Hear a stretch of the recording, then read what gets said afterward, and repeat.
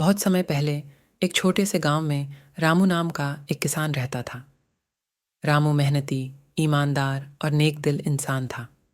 वह हर दिन अपने खेतों में मेहनत करता और हमेशा दूसरों की मदद के लिए तैयार रहता। रामू के पास एक छोटा सा खेत था जिसमें वह तरह तरह की सब्जियां उगाता था।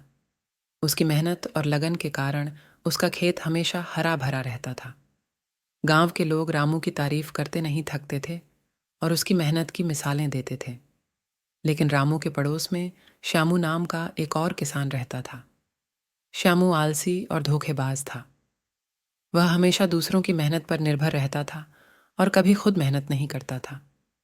जब भी कोई उसे काम करने के लिए कहता, वह बहाने बनाकर टाल देता। एक बार गांव में भयंकर सूखा पड़ा। कई किसानों की फसलें सूख गईं और उन्हें बहुत नुकसान हुआ। लेकिन रामू की फसलें अच्छी रही क्योंकि उसने अपने खेतों की देखभाल अच्छे से की थी। श्यामू की फसलें पूरी तरह से बर्बाद हो गईं क्योंकि उसने कभी अपने खेतों पर ध्यान नहीं दिया था। श्यामू ने रामू से मदद मांगी। रामू ने बिना किसी हिचकिचाहट के उसकी मदद की और उसे खाने के लिए अनाज दिया। श्यामू को अपनी गलती का एहसास हुआ और उसने रामू से माफ़ी मांगी। रामू ने उसे समझाया, कर्म का फल हमेशा मिलता है। अगर हम मेहनत और ईमानदारी से काम करेंगे तो हमें उसका अच्छा फल ज़रूर मिलेगा। श्यामू ने रामू की बात को समझा और उसने तय किया कि वह भी अब से मेहनत और ईमानदारी से काम करेगा।